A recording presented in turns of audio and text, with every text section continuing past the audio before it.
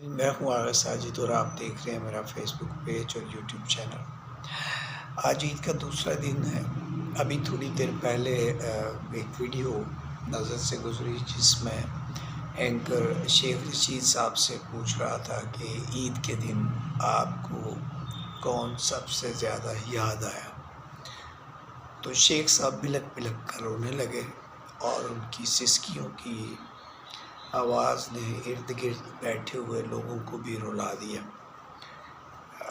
میں نے بھی یہ ویڈیو دیکھی، میرا بھی دل بھر آیا۔ شیخ صاحب سے لاکھ سیاسی اختلاف سہی، میں نے بھی ایک شہزادہ عثمان کے ساتھ پروگرام میں ان کے بارے میں ایک ویڈیو دی تھی جو بڑی پاپولر ہوئی تھی، لیکن سیاسی اختلاف اپنی جگہ، ماں سے محبت اپنی جگہ۔ ناظرین، ماں ایک اس کائنات کا سب سے عظیم تحفہ ہے، محبت بھرا ہاتھ ہے، اور وہ لوگ خوش قسمت ہیں جن کی مائیں زندہ ہیں۔ اور ماں کے بارے میں کہا جاتا ہے کہ وہ شدید بیماری کے عالم میں بھی اپنی اولاد کی آواز پر جی کہتی ہے، لیکن قبر ایک ایسی جگہ ہے جہاں سے وہ صرف جواب نہیں دے سکتی۔ میں پڑھ رہا تھا رسول اللہ صلی اللہ علیہ وسلم 6 برس کی عمر میں ان کی والدہ کا انتقال ہوا، تو جب آپ طویل عرصے کے بعد اور بڑھاپے کو پہنچ چکے تھے، جب آپ اپنی والدہ کی قبر مبارک پر پہنچے تو مورخ لکھتا ہے کہ آپ قبر کے سرانے بیٹھ گئے اور آپ نے اپنے دونوں ہاتھوں سے قبر کو اپنی آغوش میں لے لیا اور آپ سسکیاں لینے لگے اور اتنا روئے کہ جان نثار بھی رونے لگے، اور آپ اپنی ماں سے باتیں کرتے رہے کہ تم نہیں جانتی تھی کہ یہ میرے ساتھ کیا سلوک کریں گے، اور تم مجھے اکیلا چھوڑ گئی۔ بہت کچھ لکھا ہے مورخین نے۔ تو ناظرین، میری آج کی جو ویڈیو ہے وہ ماں کی محبت، اس کی عقیدت، اس کے ادب، اس کے احترام کے بارے میں ہے۔ جن کی مائیں زندہ ہیں، حیات ہیں، ان کی قدر کیجیے۔ یہ اس کائنات کا سب سے عظیم تحفہ ہے، سب سے عظیم تحفہ ہے، اس کا کوئی نعم البدل نہیں ہے۔ ماں سراپے نور ہے، خدا کا روپ ہے، اور بدقسمت ہے وہ لوگ جو اپنی والدہ کا ادب اور احترام نہیں کرتے۔ ناظرین، ویڈیو تھوڑی سی لمبی ہو جائے گی، لیکن میرا دل چاہتا ہے کہ میں وہ واقعہ سناؤں آپ کو۔ حضرت وحیہ کلبی کا، یہ صحابی رسول بھی تھے اور انہوں نے غزوات میں بھی حصہ لیا، تو کئی دنوں سے یہ مسجد میں نماز کے لیے نہیں آ رہے تھے۔ تو حضور نے ان صحابہ سے پوچھا کہ وحیہ کلبی کدھر ہیں؟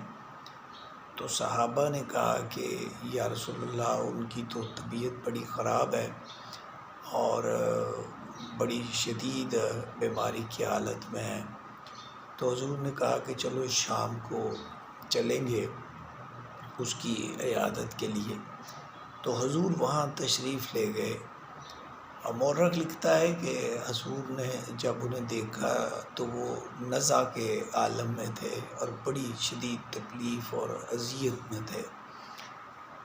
تو حضور نے کہا کہ اس کی ماں کو بلاؤ۔ تو اس کی والدہ آئی، تو حضور نے اس سے پوچھا کہ تمہارے بیٹے کا تمہارے ساتھ سلوک کیسا تھا؟ تو وہ کہنے لگی کہ یا رسول اللہ میرا بیٹا 5 وقت کا نمازی تھا، تہجد گزار تھا، آپ کے ساتھ غزوات میں بھی شامل رہا اور بڑا نیک۔ حضور نے سب کچھ سنا، لیکن آپ نے پھر پوچھا کہ میں یہ پوچھ رہا ہوں کہ اس کا تمہارے ساتھ سلوک کیسا تھا؟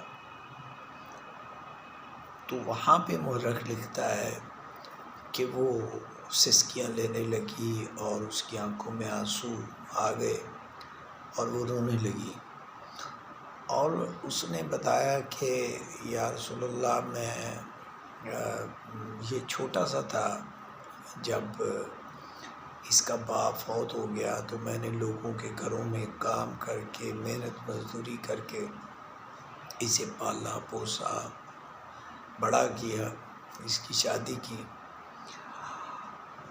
لیکن میں اس نے مجھے بڑا ذہنی اذیت دی اور تکلیف میں رکھتا ہے کہ گھر میں اگر کوئی بات کرتی ہوں تو یہ میری باتوں کو نظر انداز کر دیتا ہے اور اپنی بیوی کو فوقیت دیتا ہے، اور اس سے مجھے بڑا دکھ پہنچتا ہے کہ میں نے اپنی ساری جوانی اس کے لیے گزار دی اور یہ آج مجھے عزت بھی نہیں دے سکتا۔ تو حضور نے فرمایا کہ صحابہ سے کہ جاؤ خشک لکڑیاں اکٹھی کرو، آج ہم اسے زندہ جلائیں گے۔ تو وہ ماں رو پڑی اور کہنے لگی کہ یا رسول اللہ آپ میرے بیٹے کو زندہ جلائیں گے؟ تو آپ نے کہا تو پھر اس کی صورت یہ ہے کہ یا تو تم اسے معاف کر دو ورنہ پھر ہم اسے زندہ جلائیں گے، یا نہیں جلایا گیا تو اوپر ضرور جلایا جائے گا۔ تو وہ مائی اکٹ گئی اور کہنے لگی کہ میں اسے معاف نہیں کروں گی۔ تو پھر آپ نے کہا تو پھر اسے زندہ جلایا جائے گا۔ تو مورخ لکھتا ہے کہ وہ رو پڑی اور اس نے پھر اپنے بیٹے کو معاف کر دیا اور اس کی روح پرواز کر گئی۔ ناظرین، اس سے آپ اندازہ کر لیجئے کہ اسلام کن چیزوں پر کھڑا ہے۔ آپ نماز، روزہ، زکوٰۃ، حج جو مرضی کر لیں، لیکن اگر آپ کی والدہ، آپ کی ماں آپ کی محبت سے محروم ہے تو آپ اندازہ کر سکتے ہیں کہ آپ کہاں کھڑے ہیں۔